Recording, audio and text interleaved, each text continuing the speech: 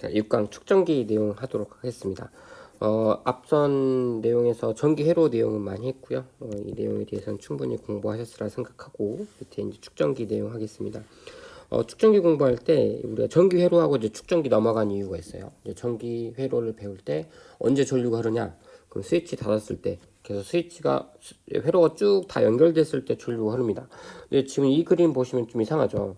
분명히 스위치는 오프된 상태고, 하지만 전류계는 이렇게 분명히 어떤 수치를 가리키고 있고, 전압은 또 0이고 좀 이상한 그림입니다. 보통 우리가 전류가 흐른다는 건 결국 회로가 끊기지 않고 쭉 연결되어 있다는 말이고요. 우린 그걸 폐회로라고 부르기도 합니다.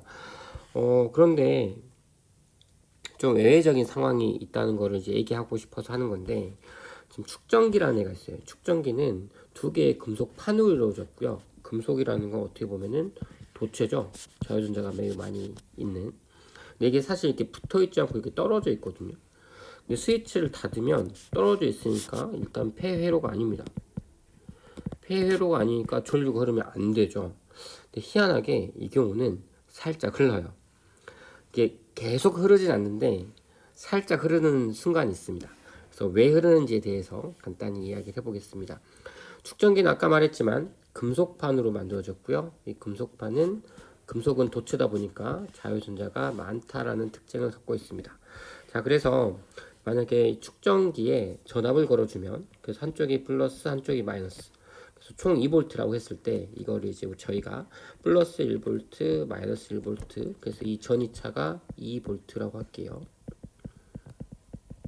자, 그러면 처음엔 여기가 중성이었을 때는 얘네들이 전이차가 0이었겠죠. 실제 0V, 0V에서 0이었을 텐데 연결한 순간 여기는 1V, 여기는 0V니까 이 사이에서 지금 전이차가 이미 있습니다. 전이차가 있으니까 전류가 흐를 수 있고요. 여기도 0V고 여기가 마이너스 1V니까 여기도 전이차가 있습니다. 그래서 전류가 살짝은 흐를 수 있어요. 뭐 다른 식으로 생각을 해본다면 원래 중성일 때는 핵이 있고 전자가 있을 건데 여기가 플러스 극이다 보니까 여기 있는 전자 중 일부를 이렇게 끌고 오고요. 또 얘는 마이너스 극이니까 도선에 있는 마이너스를 이렇게 밀어냅니다. 한쪽이 플러스가 되고 한쪽이 마이너스가 돼요.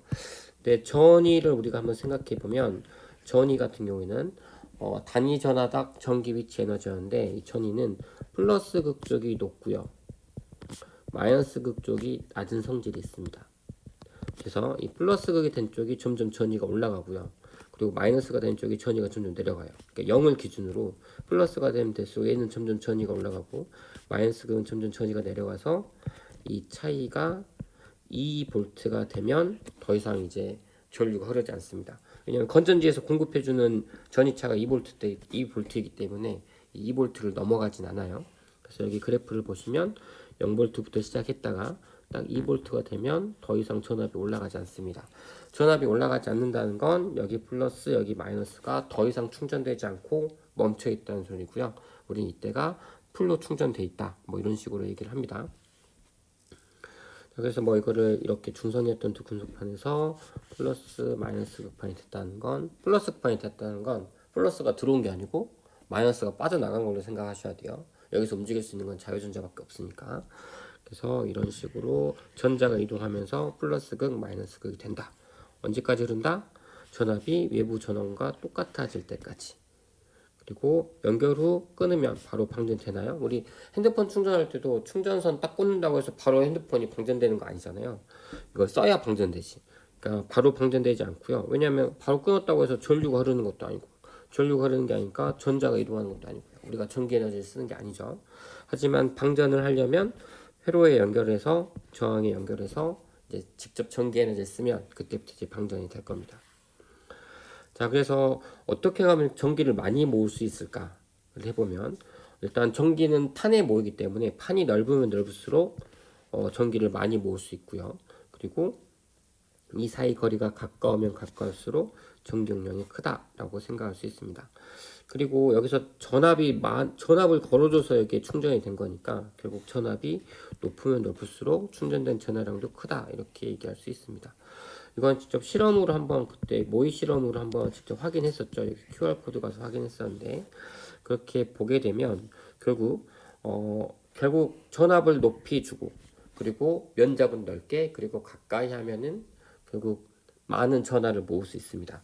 그러면 결국에는 그래서 결국 누가 더 전기를 많이 모을 수 있어? 라고 한다면 이게 전기용 뭐 넓을수록 좁을수록도 있지만 뭐 좁아도 혹은 멀리 떨어져 있어도 전압만 많이 주면, 그러니까 아주 높은 고전압을 주면 결국 많이 모을 수 있는 거잖아요.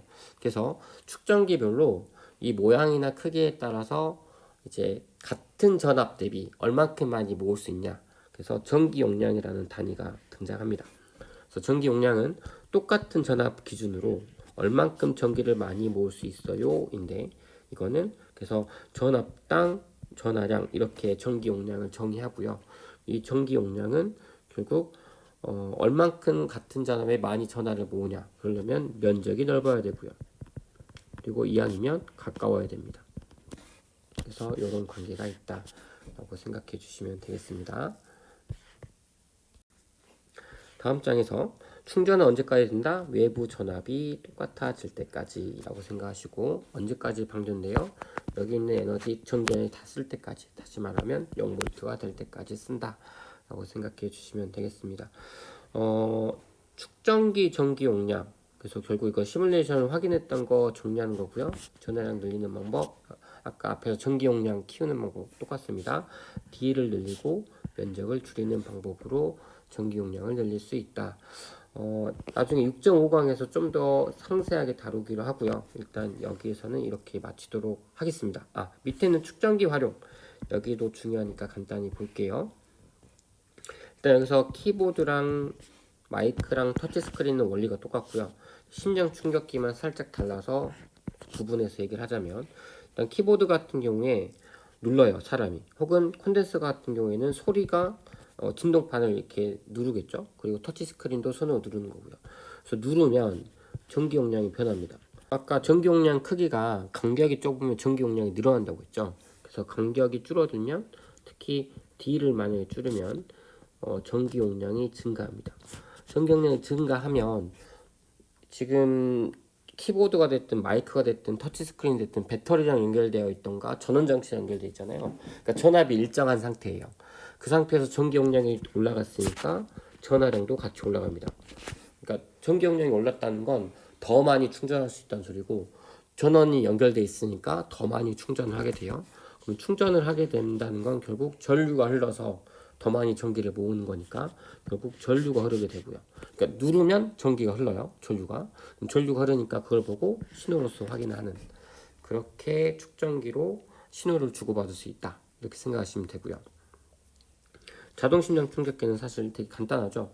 충전했다가 다시 면 플러스 마이너스 모아놨다가 우리 사람 몸도 전기 신호로 움직이잖아요. 그래서 심장이 갑자기 멈춘 환자에 강한 전기 신호를 줌으로써 심장이 갑자기 이제 쇼크를 받아서 다시 제자리로 뛸 수 있게끔, 그런 거를 이제 전기 자동 심장 충격기로 사용을 한다 정도로 생각해 주시면 되겠습니다.